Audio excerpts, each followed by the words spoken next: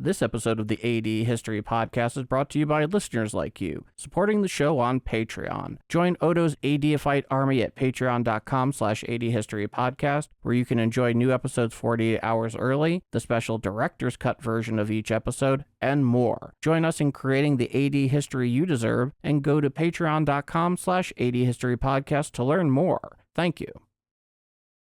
The Soviets and us, we're on the same side. What I'm doing will help Britain. I have to tell Dennison. No, you don't. Because if you tell him my secret, I'll tell him yours. This is the AD History Podcast, weaving a tapestry of world history from 1AD to HD. Powered by TGNR. Get your good news that's real news at TGNR by visiting tgnreview.com. Now here are your hosts, Paul K. DiCostanzo and Patrick Foote. And brought to you via London and New York City, you are listening to the AD History Podcast. I am Paul K. DiCostanzo, and I am joined by my co-host, Patrick Foote. Patrick, how are you today? I am absolutely fantastic, Paul. Fantastic for a handful of reasons. One, because we're here recording another great episode of AD History. Two, because the sun's out here in the UK, which makes me very happy. And three, because not only are we recording an episode of AD History, we're recording an AD History Watches episode of our podcast, where we sit back, get to watch a film, and get to critique it and understand the historical context of that film. Paul, I'm sure you're super excited about this one, as am I. Yes, indeed. We are yet again once upon another edition of AD History Watches. And our film for today, if you are a long time or slightly longer time listener of AD History, you know what's about to happen here. This has been no mystery. The only question is when it was going to show up for you to listen or watch to. And that is, of course, the 2014 biopic, The Imitation Game. Benedict Cumberbatch, Keira Knightley. About one Alan Turing. And this is a guy who has made just a tremendous contribution to humanity in general. Oh, gosh, yeah. In the extreme. And of course, his life is both thematically about genius and absolute tragedy. Yeah. Because for somebody that made the contributions he did when he did and the stakes at which those contributions took place, it's absolutely criminal in terms of what happened to him. But part of this is going to be understanding how this all went down and what it was all about. And you know, I don't think it's anything other than an open secret to know that yours truly had some issues with this film. Yeah, that is understandable. From a historian perspective, this film has quite a few issues, to say the least. From the actual events and the order they occurred, to the character of these, to the literal character of these characters, that they are not at all in ways we knew these historical people to really act and behave. There's some real big differences between Cumberbatch's portrayal of Turing and the real Alan Turing himself. There's some huge differences there. Oh yeah, this movie, if you know the history and you know it well, this movie can drive you a bit batty, despite the fact that as a film it is actually enjoyable, but we'll get into that incredible contradiction in its existence here in a moment. But with all of that in mind and all of it out of the way, it is time to lay down our necessary, obligatory, now legendary AD History Podcast ground rules. 1. Evaluate events in the context they occurred. 2. Over the span of recorded history, the way it was recorded, its methodology, and the facts that are important have changed immensely. How we view history today is not necessarily how we viewed it 50 years ago. 3. Nothing in history was inevitable. And 4. History and the past is like a different country. Well, Patrick, This movie doesn't make a lick of sense to anybody watching unless they really understand the context in which it happens in more detail than really the movie portrays. The movie is very scant on these details, but we're about to give you some context that will give you a much greater example and accounting of what really was happening here. So, of course, this movie takes place during the Second World War, so keep that in mind. Yeah, and in regards to you're saying, like, you only actually see sparse glimpses of actual battle taking place during this film. It's very much a behind the scenes sort of look at. It's not a war film in that conventional sense of people go out guns a-blazing. Not in the least. No. So with that in mind, I think it is best to set the scene. 1 September 1939. Nazi Germany invades Poland. 3 September 1939. Britain and France declare war on Germany in defense of Poland. This morning, the British ambassador in Berlin handed the German government a final note stating that unless we heard from them by 11 o'clock, that they were prepared at once to withdraw their troops from Poland, a state of war would exist between us. I have to tell you now that no such undertaking has been received, and that consequently this country is at war with Germany. 17 September 1939. The Red Army invades Poland from the east, effectively bifurcating the country between themselves and Nazi Germany in accordance with the Molotov-Ribbentrop from less than a month prior. Late September 39, early October, Poland fall. April 1940, Germany invades Norway and Denmark. 10 May 1940, Germany invades France, Netherlands, and Luxembourg. And at the end of June 1940, France formally capitulates to Nazi Germany. In this first 9 months of the war, Patrick, it has been an absolute disaster for Great Britain. In that very brief span of time, most of continental Europe has come under the Nazi jackboot. Though they would go on to win the Battle of Britain and endure the Blitz, the island nation benefited, quite luckily, from fortunate strategic asymmetry. Germany didn't have the naval prowess to cross the channel and invade, and Britain at that stage only really had strategic bombing, in addition to, of course, the greatest blue water navy in the world. Mm-hmm. That being said, there was one issue that hounded the Allies throughout the war and Britain very extensively, and that was merchant naval shipping, keeping the material lifeline between the rest of the empire and North America open. They were battling against a highly efficient U-boat or submarine campaign to keep from having the country literally starved off from supplies of food and material resources for the production of war materials. Churchill famously stated that the only thing that truly scared him during the war was the U-boat peril. Yet, the British did have one highly secret weapon throughout all of this, with its capacity for doing it increasing throughout the war. And that was Ultra. Ultra was the code name for the top secret decoding, deciphering work being done at the Government Coding and Cipher School, GC&CS, better known today as Bletchley Park or Station X. This is where battling Enigma and later the Lorenz machine principally took place. And so the question we need to ask now that we understand the circumstances and just how dire the situation was for your country in particular, and quite frankly, even though we were not yet in the war in 39 and 40, for mine as well. So where does Alan Turing fall into this? Well, in many ways, quite fittingly. So he was born in London in 1912. He was one of the sons of a British civil servant that made his career in India.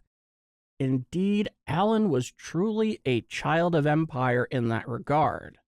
But as a serious consequence of this arrangement was that his parents were largely absentee. And of course, you at that point in time, and certainly earlier, if you're looking at Victorian or Edwardian England, it was not uncommon that you would basically dump off your kids with somebody and then go gallivanting. This is kind of hard to imagine today in many ways.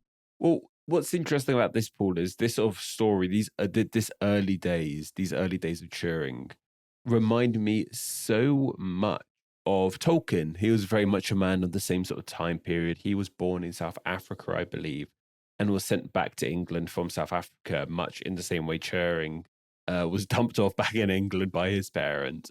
I think Tolkien's parents passed away when he was very young, but that is the story that really came to mind when you were saying about this. It's a very foreign experience to us both from the modern age, without a doubt. Gosh, yeah. There's a lot of talk about Alan Turing and his personality and his various personality quirks and what he was like. And according to the family, they believe that the main driving factor in his shyness and somewhat awkward social skills at times, though by no means as bad as he was depicted in the film, was that without his parents and him largely being pawned off, is that he didn't really get that natural rearing socially one needs from their parents. But he was not a social inept, as is shown in the film, to the point of damn near parody. Gosh, this film, this portrayal, I'm sure it's something we can talk about down the line as well, Paul. The portrayal of Turing in this film, not just Turing, but like that type of character as a whole. This is a really like prime time in film and media where this sort of socially inept genius was coming into its light. We had films like The Fear of Everything, the Stephen Hawking's biopic, came out around a similar time. And even if you're talking about parody, I believe you're not too familiar with this, but it goes into Sheldon Cooper territory from The Big Bang Theory, the way his social ineptitudes are displayed. It's bizarre. Yeah, it really is. And something that is interesting about the portrayal here, since we were talking about Benedict Cumberbatch, in a lot of ways, especially at this time, considering this comes out in 2014, which means it's shot in 2012, 2013. At this time, he was also very famously portraying in the very popular depiction of the BBC's Sherlock Holmes, their more modern adaptation. Yeah, it's what brought him to the limelight. And I feel like there is a cross-pollination going on there in these performances, because there are times when he depicts Turing in such a way that he comes off like a total ass in a very Sherlockian way, specifically Cumberbatch's Sherlock, where you feel like there are times when he just wants to blurt out and say, Anderson, turn around, you're bringing down the IQ of the entire room. That is so true. There's so many similarities between this portrayal of Turing and Cumberbatch's portrayal of Sherlock. They're startlingly similar. But on top of that, I believe I was reading into it. Graham Moore, he wrote the screenplay for this.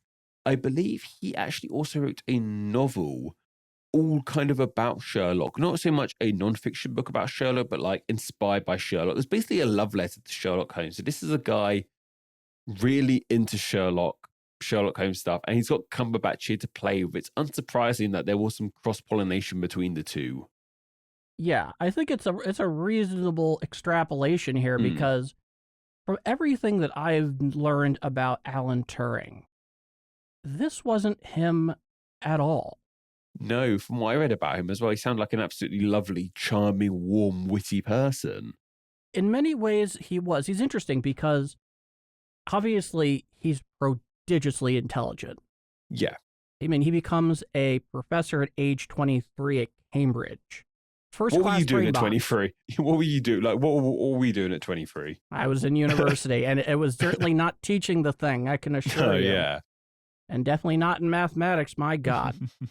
The thing that's interesting about him is, one is he had a prodigious imagination in addition to his intelligence.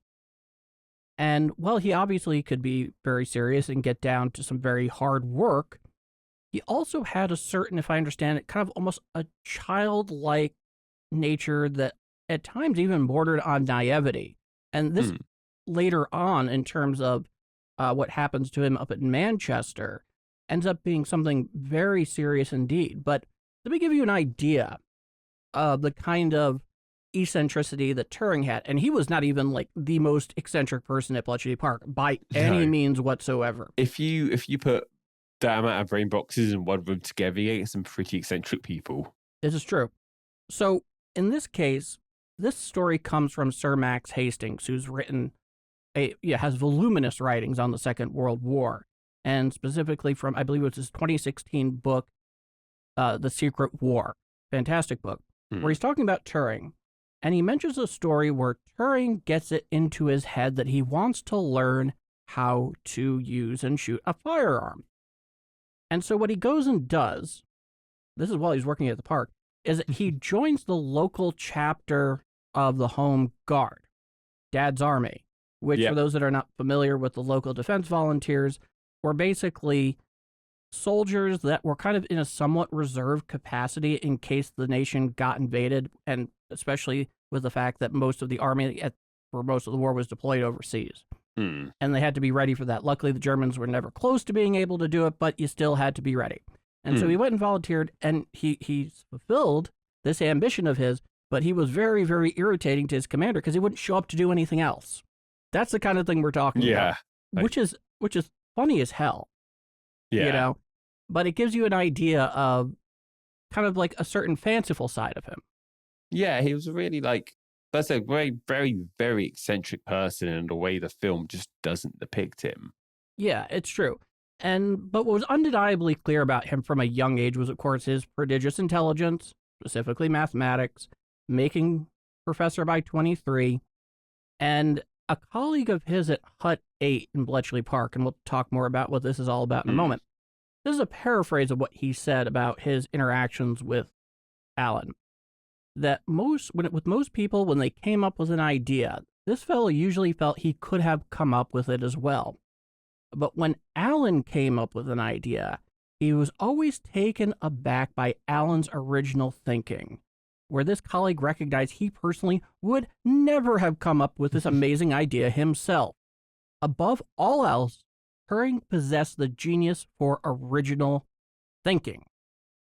That's a very special thing. That'll get you far in life. It certainly can. And regarding his work as the Park, while Turing was not the originator of the famed decoding bombs, which are, in this case, the movie refers to him calling them Christopher, which is a nod to a childhood relationship that he very much cherished back when he was in, I think, like boarding primary school. Yeah, and it's greatly exaggerated in the film, if I'm correct. Yeah, there's a lot of liberties taken there, but he was not the originator of these bombs. That was originally the work of 3 Polish mathematicians that did it just prior to the war, where the French and the British all of a sudden took a lot of interest in this, even though their model of it had become outdated because of the Germans actually updating the Enigma.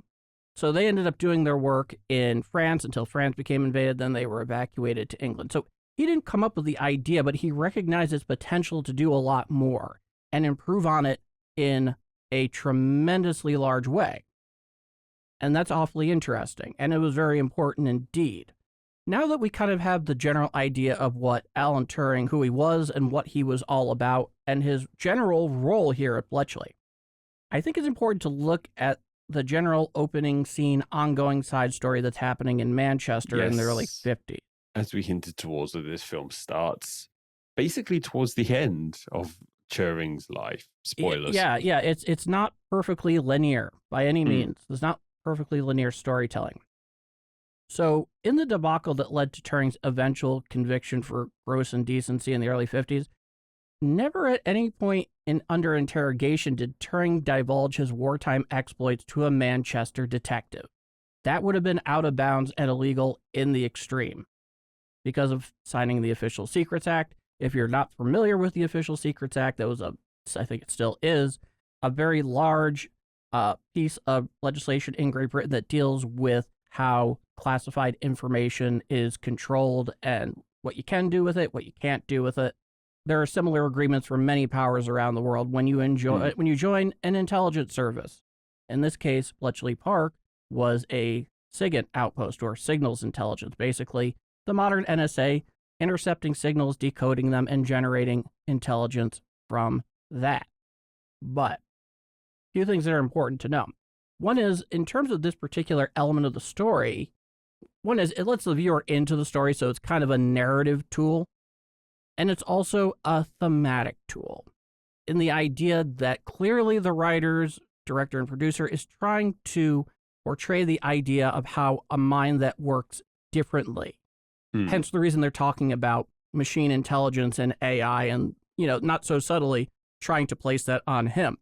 Unlike in the film where it claims almost nothing was taken in this case because he was robbed, all right? The reason the police are there is because he's robbed. And he had been robbed by a friend of a young man whom Turing had an on and off ongoing relationship with. And so when Turing called the Manchester police to report the robbery, Turing was actually looking to get back his grandfather's stolen watch. So he was not this totally uncooperative, absent-minded ass that you see in that scene by any means. He had a very specific reason for letting the cops know. He wanted to get his grandfather's watch back. That was his big thing. And the problem was, whereas he was shown as evasive in the movie, in truth, Turing, in his unfortunate naivety, admitted everything about the situation to the police to a fault. And I mean literally everything. No detail withheld. You can figure this out for yourself. We do not need to be any more clear on that subject because you should get what we're saying. For whatever reason, it never properly dawned on him that it would make him a target for the police as opposed to helping out the victim of a robbery. And of course, this led to his conviction of gross indecency in the early 50s and the use of what they called at the time chemical castration against Turing. It's absolutely terrible. It is. It's a crime. It's awful. It's a crime against him. Yeah. And we know at the time in the West that to be gay was not accepted. Yeah. At all. And in the case of Turing, something that was very unique for him, since he was involved in such sensitive work during the war, and the British government was very keen for it not to become better known in terms of their code-breaking efforts, they were always afraid that Turing being gay could be used as blackmail against him by a foreign enemy intelligence service, like, for example, the MGB or KGB, as it would eventually end up being called by the Soviets. And so they were always kind of keeping an eye on him, and they were frustrating his personal life in a number of ways. But he underwent this, and obviously nobody is going to be the same after that. However, according to those who knew him best at the time, he never outwardly showed the kind of emotional instability that the movie depicts. And nobody ever recalls him acting like that at the time. But what's interesting is Alan was still Alan, which is to say that he took his genius and he took the experience that he was undergoing physiologically that led him to create some rather groundbreaking work in mathematical biology. That's the kind of mind we're dealing with here. And he's quite incredible for that. Oh, God, amazing. We've talked about a little bit in terms of who he was and what he did. And so the first thing we do need to look at, of course, is his time at Bletchley. More specifically, Bletchley was unique for a lot of different reasons. But the biggest reason was how it brought in so many of the greatest minds in the country to work there, as well as the fact that most of these specialized employees, whether it be code breakers, translators, analysts, they were all civilians. Not once did they try and put them into uniform, unlike the Germans with their code breakers over at the B-Dienst, nor did they ever try to water down their personal eccentricities, for which, as I said before, Alan was far from the most eccentric. Yeah.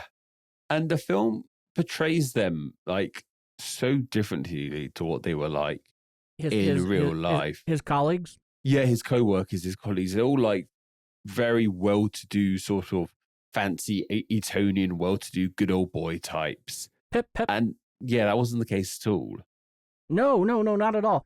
these guys were all very much eccentric as well. And as were so many other people in the park. And you were mentioning it earlier about how you get a lot of really smart people in the same place, that eccentricity is certainly not off the table. It's something to kind of expect, and that's kind of the amazing thing about it in the best way. In this case, not only were they extremely eccentric, a lot of them, despite how the movie depicts this, is that they were all nearly as intelligent as he was.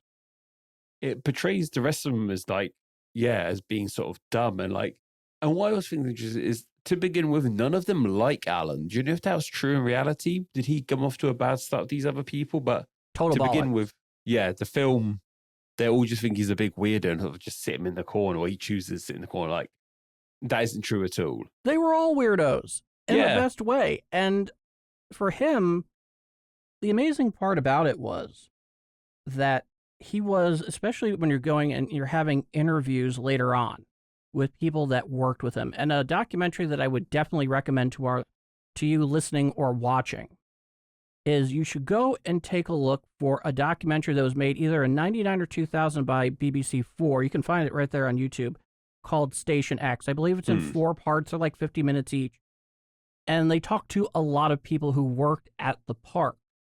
And for some of them, it was the first time they'd ever spoken openly on the subject, despite the fact that Ultra became largely declassified in the 1970s. Even still, that's 30 years after the war. And they always spoke very, very highly of him. So very few of them actually called him Alan. They just called him the Prof. And they were very much in awe of him, and they liked him. Now, they did mention how his it could be a bit socially awkward, and especially around women. And like, I remember there was this one female colleague that he had where she mentioned the first time she met Alan, where she offered him a cup of tea, and he just kind of like shrank away. Like, you could see it in his body language, like he was going to be, put up for execution. That's the kind of thing that I'm talking about. Yeah, and something else about me, you said he was referred to as the Prof. That's like a nickname that comes with a connotation of elderliness and wise, but he was not an old man at this point by any means. He was still in his 20s, and I guess the rest of them, they were all just like young men in their 20s. Like, this was a group of young guys. Like, that's something I think worth noting as well. Absolutely. So, and on top of that, and this is also kind of important, we'll talk about more in a bit, but the other thing about this movie, and it kind of is correlated with another underlying issue in the film. The film makes it look like it's the Alan Turing show. That's not the case at all. They were all instrumental parts in breaking Enigma. Yeah, so one of the things about the movie that where it comes short, unfortunately, is that it doesn't give a sense of scale in regards to the size of the operation of Bletchley Park, which by the end of the war in 1945 had roughly around 10,000 people working there. And they worked in all different capacities, which I mentioned earlier, doing a lot of different things. So with that in mind, how did Bletchley Park even work? Because that's something that is definitely misportrayed in this film in terms of what they were actually doing there. So it had 3 primary missions, right? They take the raw coded intercept from British Y stations. And for those who are not familiar with what Y stations are, Y stations were a network of radio receiving stations that was one of the last great infrastructure accomplishments of the British Empire, where if there was some kind of shortwave signal, it would pick it up. Literally, this is a chain of Y stations that ran from Edinburgh to Singapore. Yeah. Quite a strategic advantage, to say the least. Bletchley Park also, of course, went and decoded these intercepts. They translated them into English. They performed intelligence analysis of the decrypts, and then they organized and archived that information. And by the end of the war, Bletchley became a near industrialized decoding and analysis operation. That's something I feel like really, really is not that clear in the film.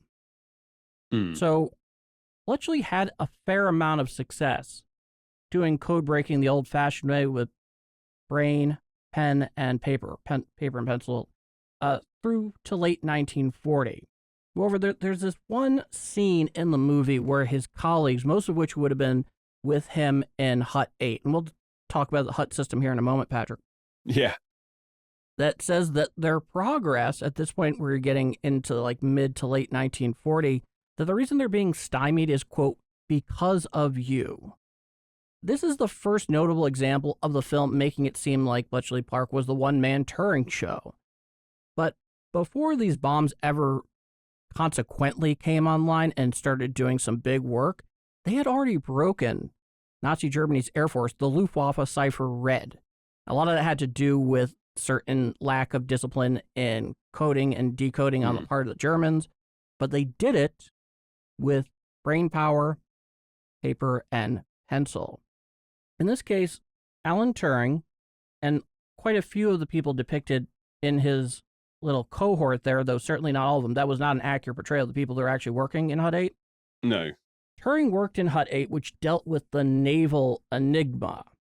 There were numerous other huts and blocks that dealt with Enigma for other services as well. And so by the end of the war, you have 10,000 people in this operation. So it's organized into huts and blocks.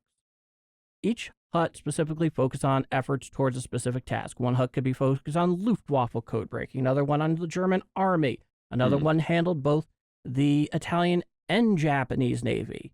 And on top of that, you never discussed your work with those outside of your specific hut.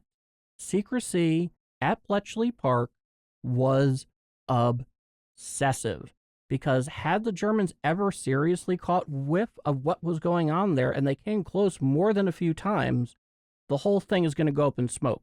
Because the second you realize that the enemy is reading your communications, hopefully, if you're if they're competent at all at war, they're going to change that.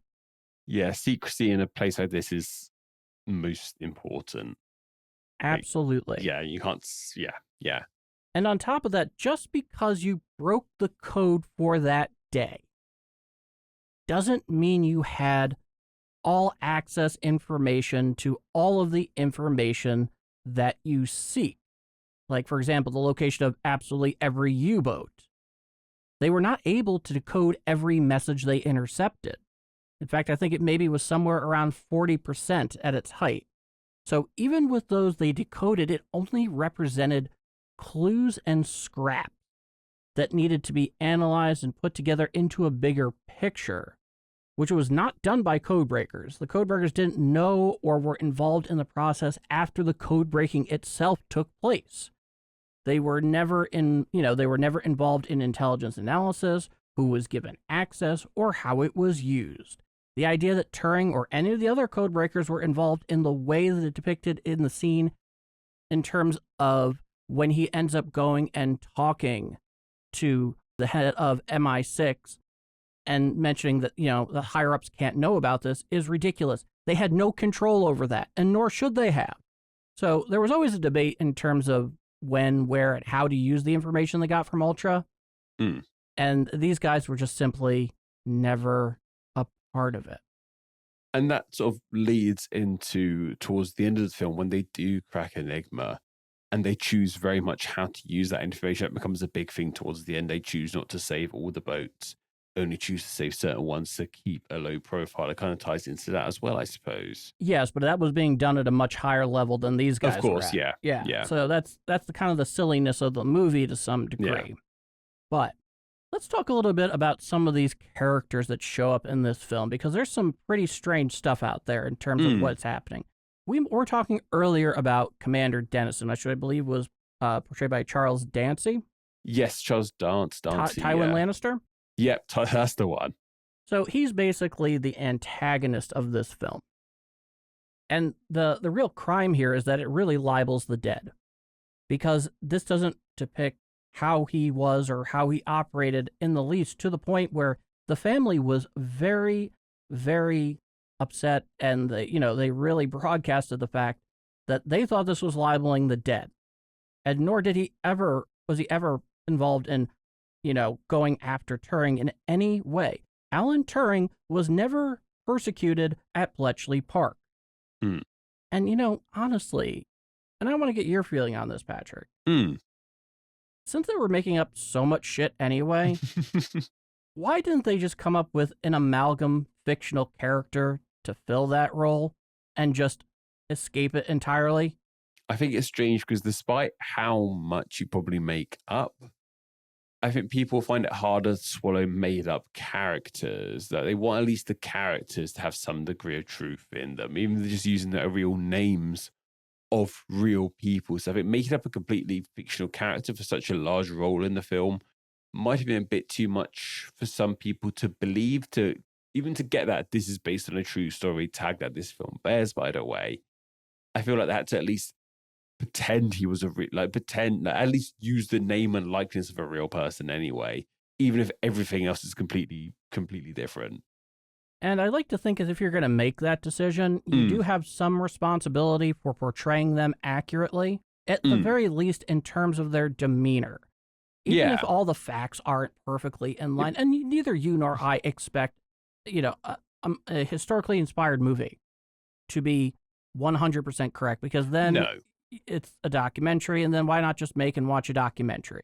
Exactly. No, we know that, and we always say with AD History Watches, we get that people take liberties in history to make it more engaging and fun, and that's something we see here. Like, normally the fun story in history tends not to be the correct one. Like, it's often a bit more dull and not as eventful as often portrayed in things like film and TV. That's because they want to make it more engaging for viewers, for the non-historical viewers. And this job, and changing characters like this, changing the core character of Alan himself, that served the purpose of making this more engaging for the casual viewer.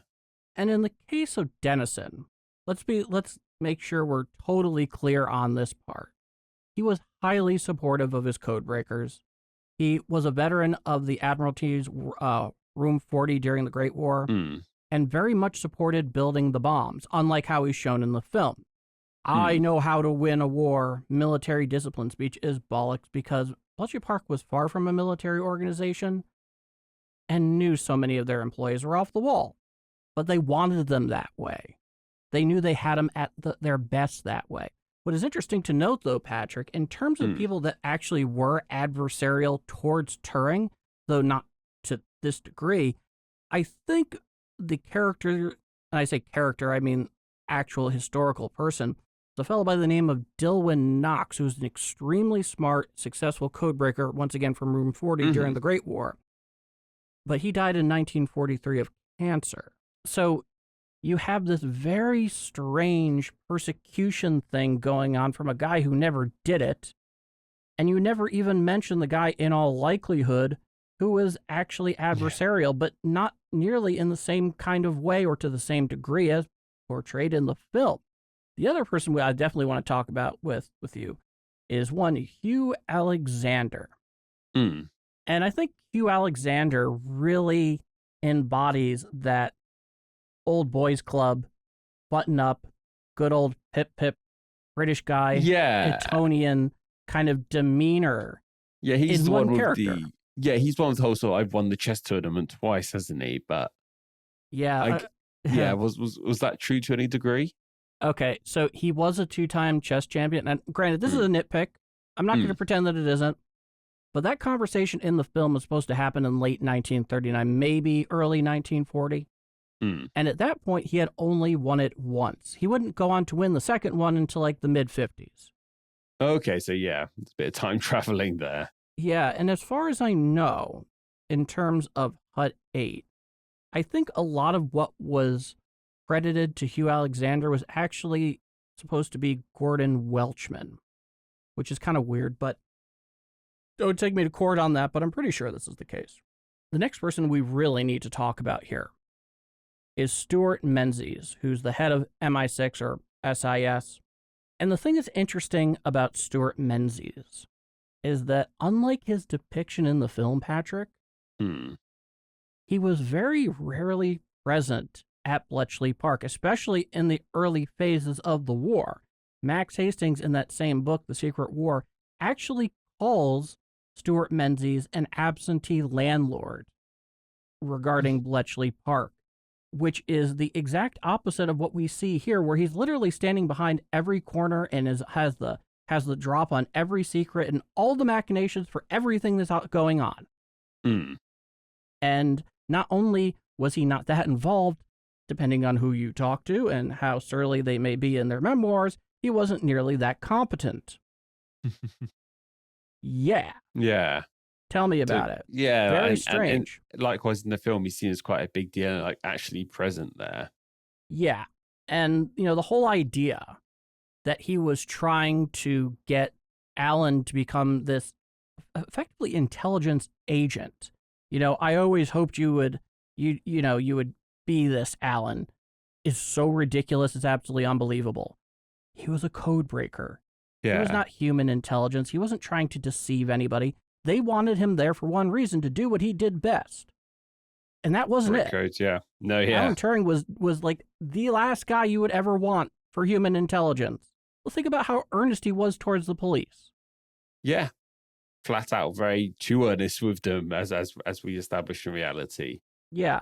On top of that, this is kind of like the head of the CIA personally indoctrinating and generating a meaningful relationship with every new analyst that joins the agency's rank.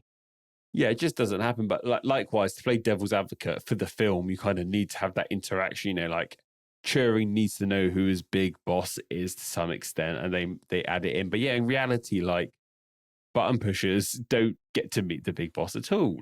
No, and he's this really like ambiguous figure. You never really quite know where he comes from, but he shows himself as so invested when in reality, he was probably spending, quite seriously, in all likelihood, a lot of long, boozy lunch breaks at White's Club. All right? Gosh. That's much closer. Yeah, still time to drink even though there's a war going on. Oh, and when it came to the intelligence services, Patrick, and there is no way to undersell it, these guys drank like fishes. Oh, even, I won't go into details, but even to this day, I hear there's a lot of alcohol involved in military. Yeah, but I mean, in this case, military. Not just the British, well, obviously MI6, sixth section of military intelligence, but it's largely a civilian service. Yeah. So, but it still does, especially at that time, a very, we've said this a few times, old boys club culture of long, boozy lunches. Yeah. To say that Menzies was that up on things is pretty silly. Pretty silly. Yeah.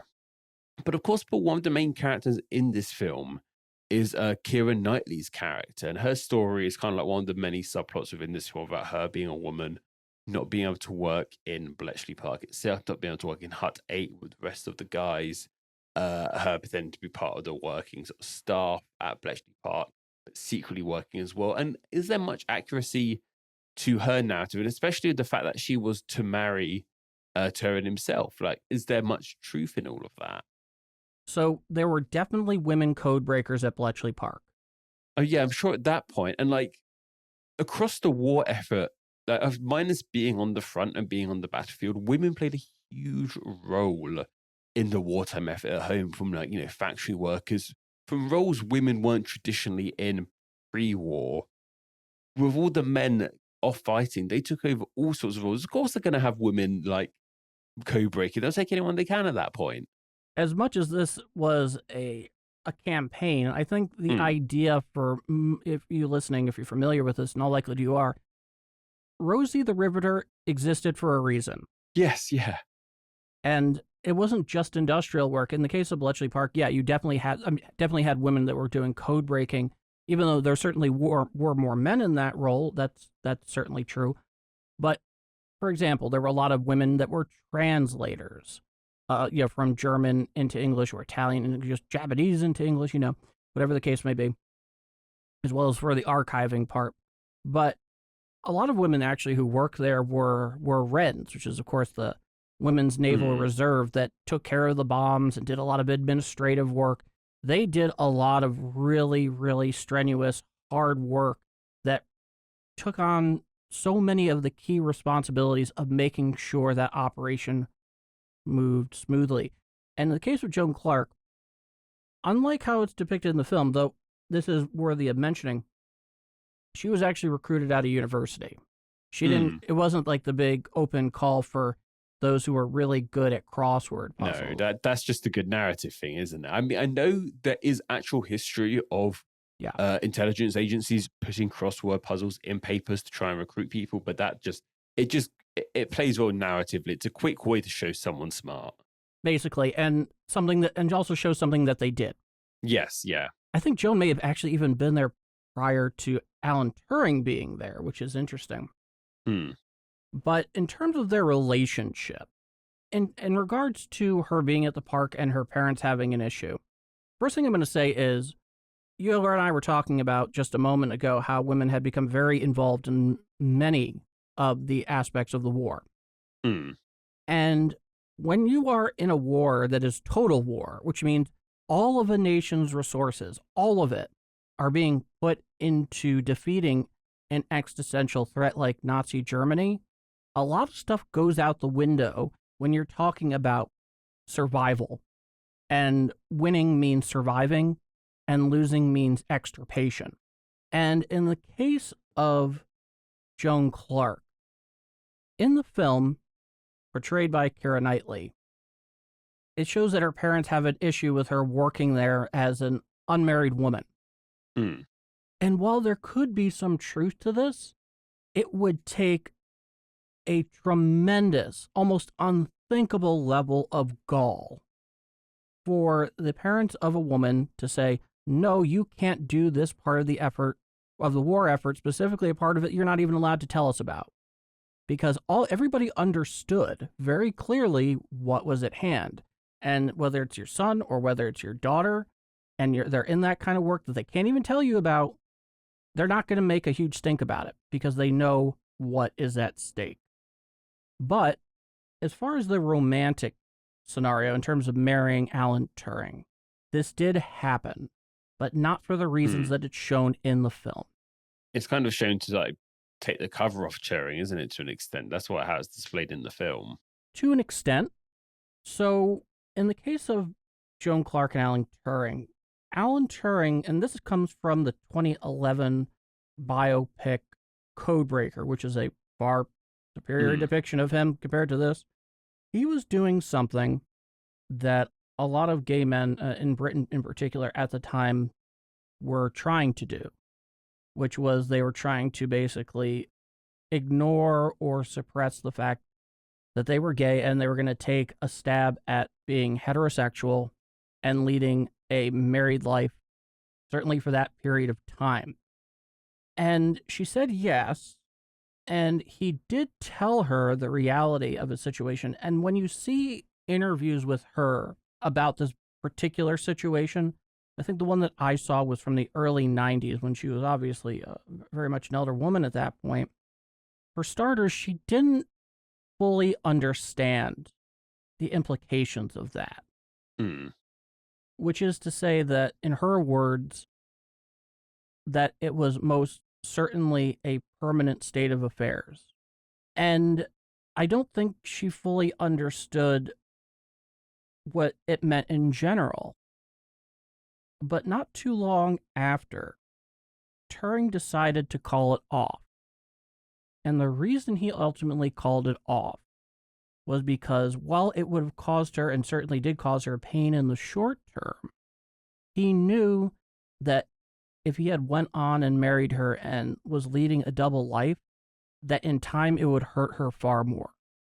Yeah, so they were due to be married, but it was called off eventually. That was the reality of it. And I guess you don't even see that happen in the film. Yeah, like in the film, they don't actually end up getting married either. But no, what a shame it was to have to try and hide your sexuality like that and pretend to just be straight.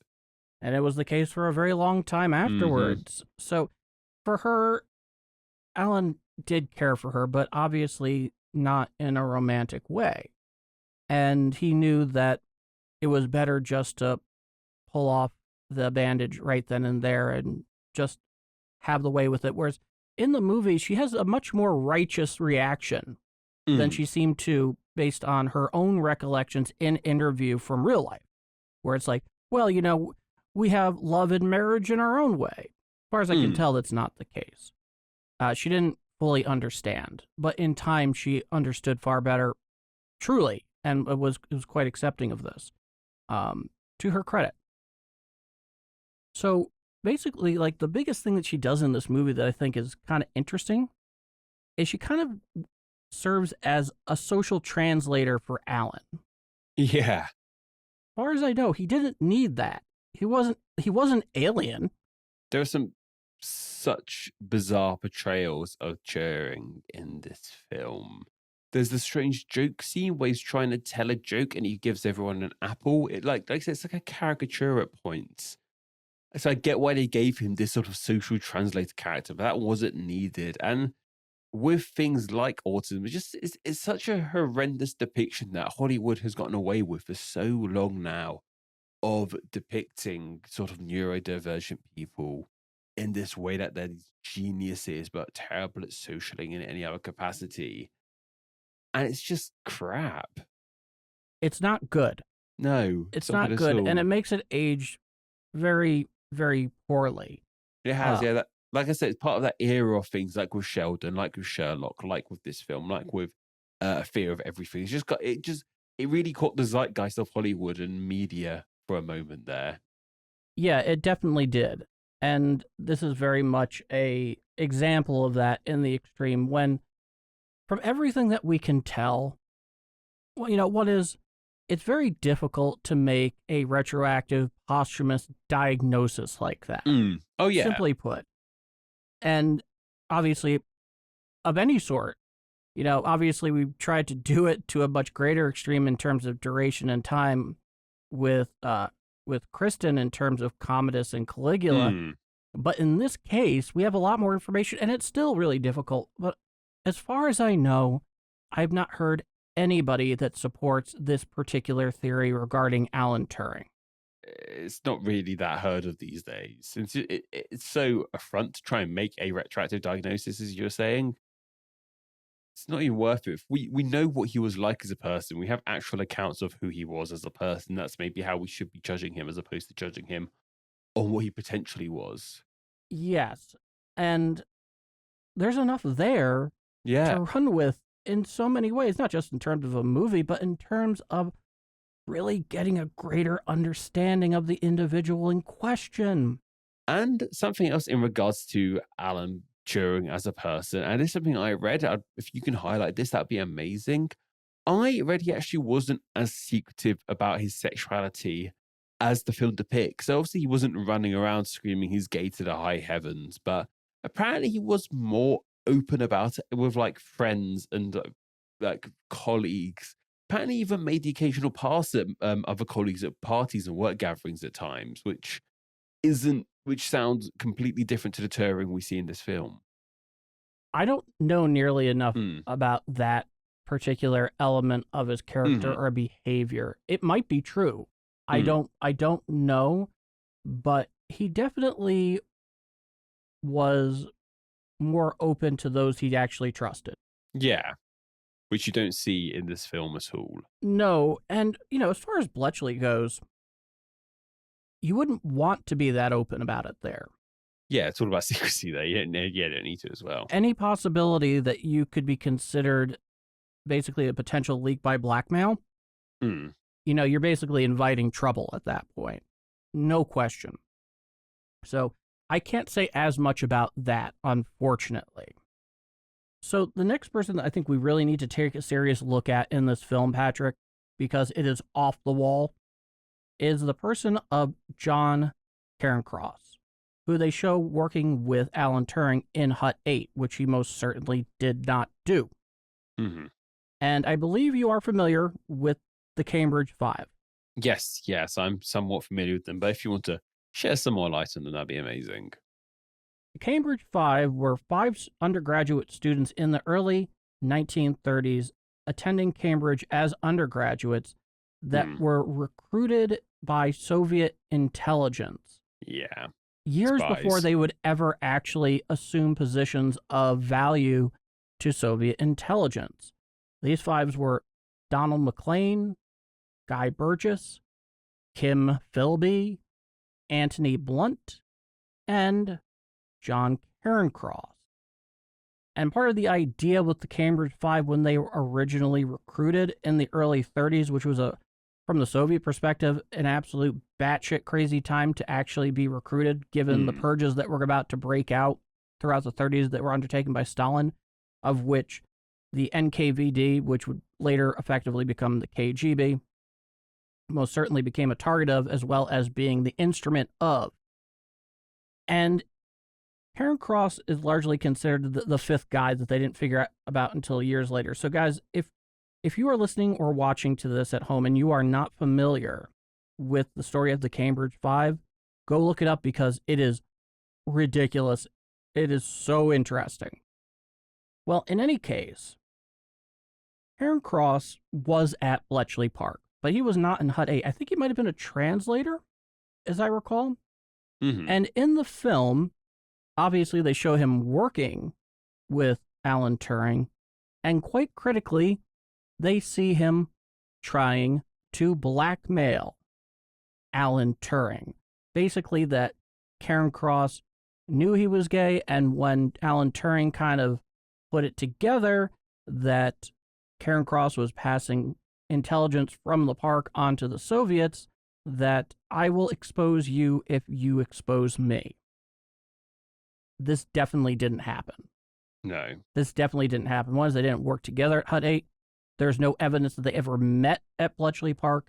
And as far as I can tell, Patrick, there's no evidence that they had ever met at all.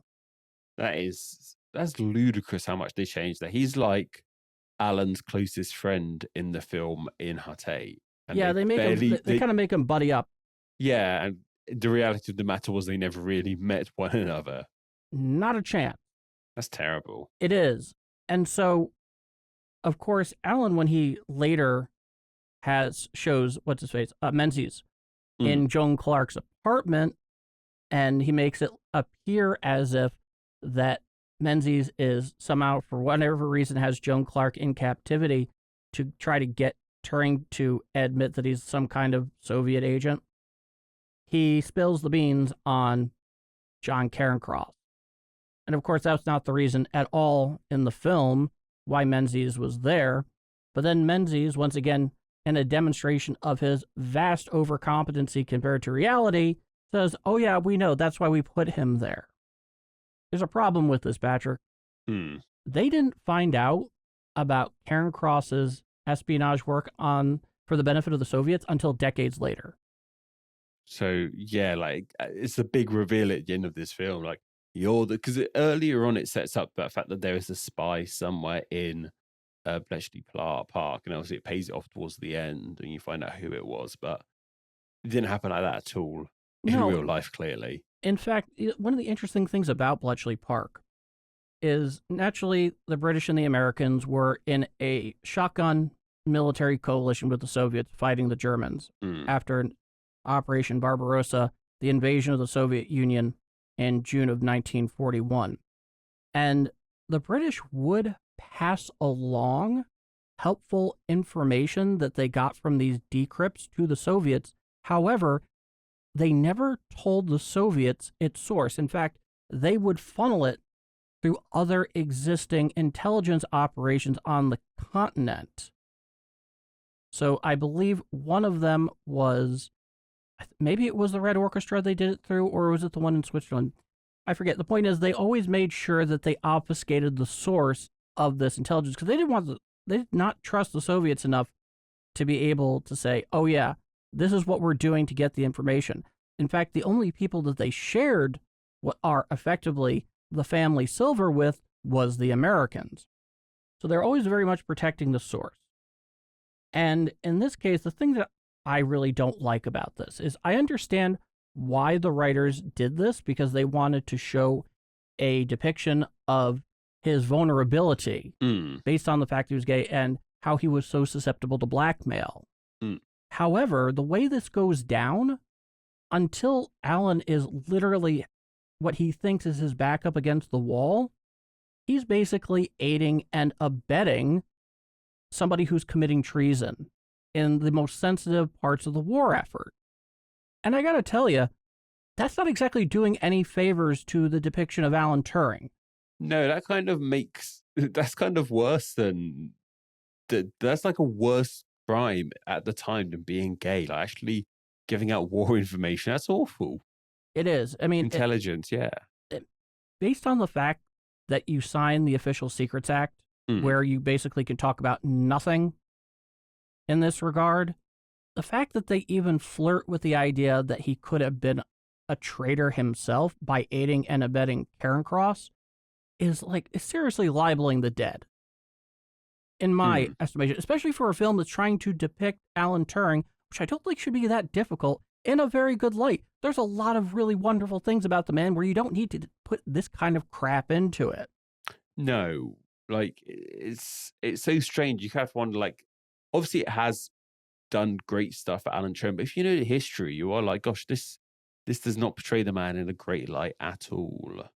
No, it really, really doesn't, and it drives you absolutely batshit insane.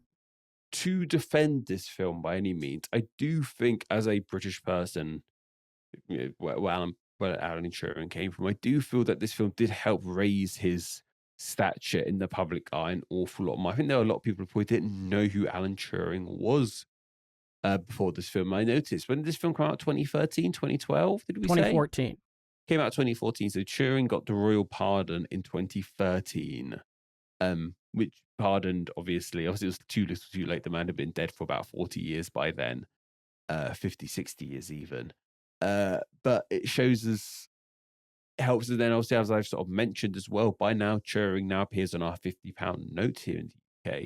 I think part of his notoriety, his fame as a person, as a historical figure, has come about due to this film. I think it was because of this film more people know about Turing. I believe it was recently in a poll he was voted the most important Briton ever. He's highly regarded now, and I can't help but think that this film didn't play a role in that, for better or worse. It does. The thing I have against it, and as we were talking about earlier, when you and I go and sit down and watch a historically based film, yes, we don't have the expectation that everything is going to be depicted perfectly to the historic record. No, and there are a lot of good reasons you don't want to do that. It'd be boring AF.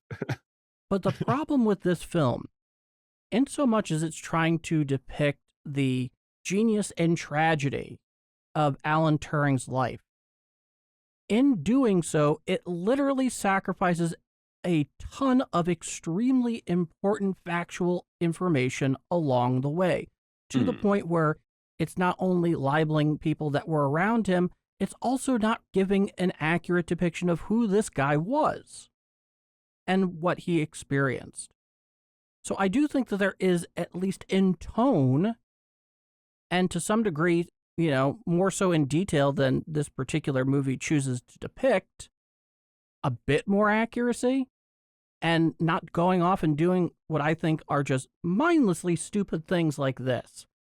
That's just unacceptable. But the amazing thing about it is, Patrick, when you sit down and actually watch this film, it's actually enjoyable if you're able to turn that part of the brain off. Yeah, and to a lot of people, not so much they turn that part of their brain off, that part of their brain isn't turned on in the first place. We're coming from this film in a very specific angle. As people who know our history, yourself especially, Paul, you're very well versed in World War history, so you have a very particular knowledge of this film and the history of this film. But once you start to look under the cover, under the hood of this film, look into the reality of it, it does start to fall apart. But a lot of people, they won't. They'll watch this film, they'll enjoy it, they'll cry, they'll cheer, whatever they want to do, and they'll go about their day and they'll think, I guess that's the true crime here, they'll think that's the entire truth.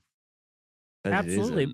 Yeah. Because most people that will go and see this film are not up to it in the way that you and I are. And that's completely fine. Yeah, but they'll walk away with impressions that I don't think are particularly complimentary here of the person they're very much looking to give the best depiction of. And especially in the fact, if I'm not mistaken, this film starts with, this is based on a true story. This is a true story. It has those words at the start. And that's just going to make people even believe it even more so. It can be damaging to a historical figure. I mean, luckily in this case, it seems to have helped promote Turing's public image, but I can only hope that in turn, people have started to uncover who the real Alan Turing was more correctly after watching this film. Here's the interesting thing. We were talking a little bit about Graham Moore earlier, who's the one who wrote the script for this film. Yes. He definitely, along with the creative team in general, definitely took blowback on the historical accuracy part of this. I think there's a huge chunk on its Wikipedia page talking about historical inaccuracy. Yeah. And here's the quote. I'm paraphrasing this. When he was effectively backed up to the wall in an interview. To fact check art is to fundamentally misunderstand its purpose. Do you fact check Monet's water lilies? And I have two reactions to this, Patrick. The first one, just in a creative sense, I do believe there is some truth to what he is talking about. Because, once again, this is not a documentary, and there are definitely some things for artistic benefit that are worthwhile. Changes you'd make. There are reasons why a film and a book can come out so differently. You get the idea. But I have a second one that's very specific to this case and the consequences of the choices that are made, which very simply I can state as blow it out your ass. Because some of these things that he does in here, even not, I don't know that's even conscious, are very much defeating the purpose of what he's trying to set out and do, writing the screenplay for this thing. At least that's what I'm thinking about. And I do believe that there is a certain threshold when it comes to historically based movies and facts, which is, there are some movies where you can there's a clear tell that this isn't the historical lesson that you're looking for. No, it's not at all. This is not one of those films. This is deadly serious, and they make it seem like everything in the film happened as such, which, as we both know, is completely, in every way, garbage. Historical, hot garbage. And that bothers me. In a way that it doesn't necessarily bother me so much about other movies, but because I do have a tremendous fondness for Alan Turing and admiration, to say the least. I always have a tremendous affinity for those that have that skill for true original thinking. And that is something that Alan Turing had in spades, in addition to the fact that so much of our modern world are based on ideas that he either initiated or really advanced in a very significant way, theoretically. The universal computing machine, Paul, we're looking at them right now. We're using it right now. Yeah. So I guess if you don't mind me to wrapping things up here, Paul. Sure. Say someone watched this film and really enjoyed Alan Turing and they wanted to know more about Turing. What other books or films or documentaries would you recommend to someone who wants to dive deeper into this man's history in his life? I have two recommendations off the bat, both of which I've mentioned here at certain points. Yes, yeah.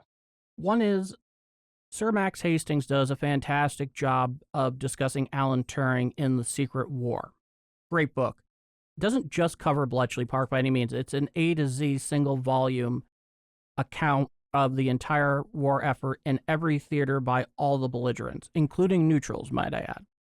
The other one is something else that I mentioned as well, which is the 2011 kind of biopic, kind of documentary film, Codebreaker, where you walk away from a much, much more accurate depiction of who Turing was, what he was all about, and there's live action recreation of some various things. It's based from the notes in a lot of ways, from a psychiatrist he was seeing after everything that happened with gross indecency. And the interesting thing about that one is that the psychiatrist was actually originally a Jewish refugee from Germany that escaped Germany with his family. It's interesting. He kept extensive notes, and on top of that, in a way that very seldom you'll ever see for very good professional reasons in most cases, Alan Turing and this fellow, his psychiatrist and his family, they actually created a very notable and deep friendship that lasted to the end of Alan's life. And so a lot of it are based on the psychiatrist's notes. And this was a pretty sharp guy. Let me tell you that. The fellow that was providing his psychiatric sessions in terms of being in therapy, that's what he was doing. The live action recreations, I thought, were done really well. They were more subtle. It wasn't as melodramatic, but it gives a much more human feel to the tragedy and genius of Alan Turing's life. You know, that's most definitely where I would make a recommendation. In addition to the fact I also mentioned BBC 4 Station X, which you can just find on YouTube pretty much anywhere. And it's very much worth their time to do so, because you can learn so much that you will never get from this movie, ever. Okay. And, you know, as far as our whole discussion here about this, there are some things, obviously, that we didn't touch on. Probably the biggest one is exactly how codebreaking went down and the ins and outs of Enigma itself. And I think the best reason for that is neither you nor I are advanced mathematicians. And so going and describing how that actually went down, yeah, I don't think you or I are the guys to be looking for on that one. But it's definitely worth learning more about the story of how Enigma took place and a lot of the challenges there. Because while they're depicted in the movie, there's a lot of really silly stuff in it as well. And when you go and you learn more about the Enigma, you begin understanding even when they managed to break through, and they did not have universal success across all fronts in doing so. There are times when they were just locked out completely, because whether it be a cipher change by the Germans, or in the case of 41 to 42, where in the case of the naval Enigma, Karl Dönitz, who was the head of the U-boat arm of the Kriegsmarine, which is the German Navy, who they were primarily facing off with in terms of protecting merchant shipping across to the rest of the empire in North America, where he actually added an additional rotor. So for the traditional Enigma machine, it's done with 3 rotors. He added a 4th one, which adds a whole additional level of complication. So it was very much an up and down story. They did not decrypt everything that came along the way.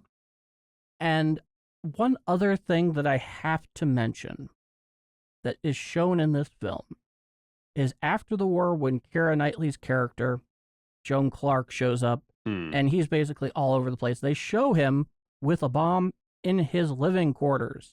Yeah, that's not happening. Not a bloody chance was that ever going to happen. That absolutely blows the mind, to say the least. How'd it get in there? It's like a ship in a bottle type scenario. You know what? That's a really good question. That's a total plot hole. Like, how did you get that out? Did you just recreate it yourself? Or what's the deal here?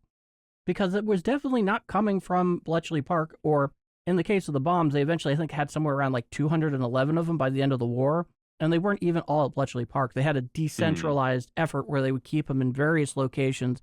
So I definitely recommend that you listening or watching, wherever you may be listening or watching right now, go learn more about that, because there's a lot of really fascinating videos out there that can give you, and information, books, you name it, they can give you a much better look at the ins and outs of Enigma than you and I could.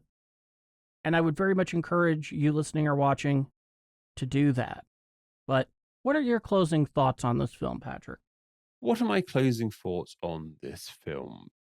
I think it's a great film, not a greatly historical film, as we've established. I think if you just want a good film, kick back with and enjoy something with a bit of poke, something with a bit of thought-provoking, enjoy it on face value. Don't dive too deep into the history, unless the whole thing will just be ruined for you, and you'll be like us, ranting and raving at it like we are here.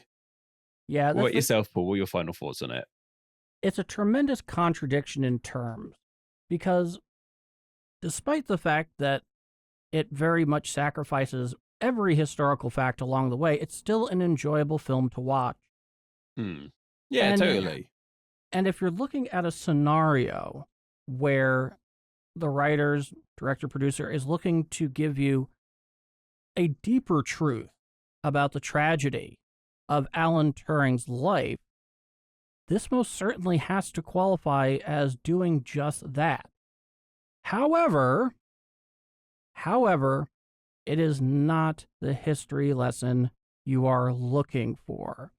And that's unfortunate because so many people, this will be the history lesson for them on the subject. Yeah, that's the saddest thing about it. Like, this is all people will take, and this will make people's images of Alan Turing in their mind for their lives, probably. Quite possibly. So, I mean, hey, you know what? Them's the breaks.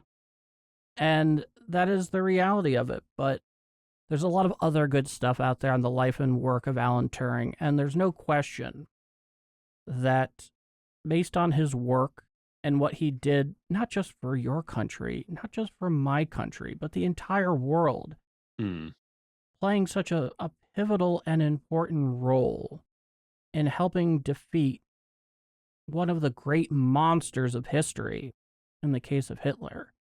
The paltry OBE he received in secret is just not nearly enough, and it is so unfortunate that he was never able to receive the laudits and laurels he deserved during his life, and that it ended in such tragedy for reasons that today we would certainly consider wholly unacceptable and do consider wholly unacceptable. We understand the time, we understand the context, we understand the situation, we recognize that, but it's no less of a tragedy.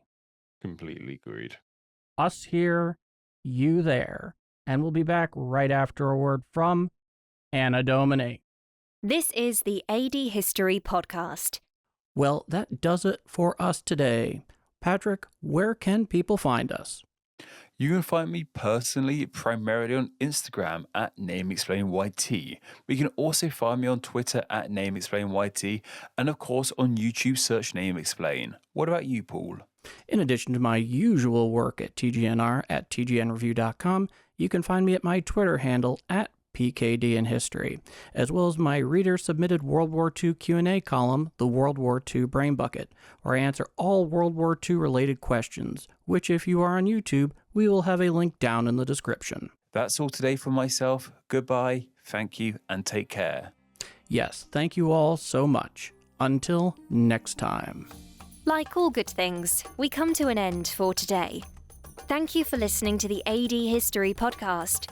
It is listeners such as yourself who make this show possible and truly awesome. Be sure to follow and subscribe for upcoming AD History podcast episodes, available wherever podcasts are found. Also, follow AD History on social media. Follow the show on Twitter at the handle at ADHistoryPC, as well as on Facebook by visiting facebook.com/ADHistoryPodcast and Instagram as AD History Podcast. In addition to liking and subscribing on YouTube by searching AD History Podcast. Do you have a direct comment or question for Paul and Patrick? Drop them an email at adhistorypodcast@tgnreview.com. Also, be sure to visit the show's homepage at tgnreview.com/ADHistoryPodcast. For Paul and Patrick, thank you for listening to the AD History. We'll see you again next time in the ever-growing tapestry of world history.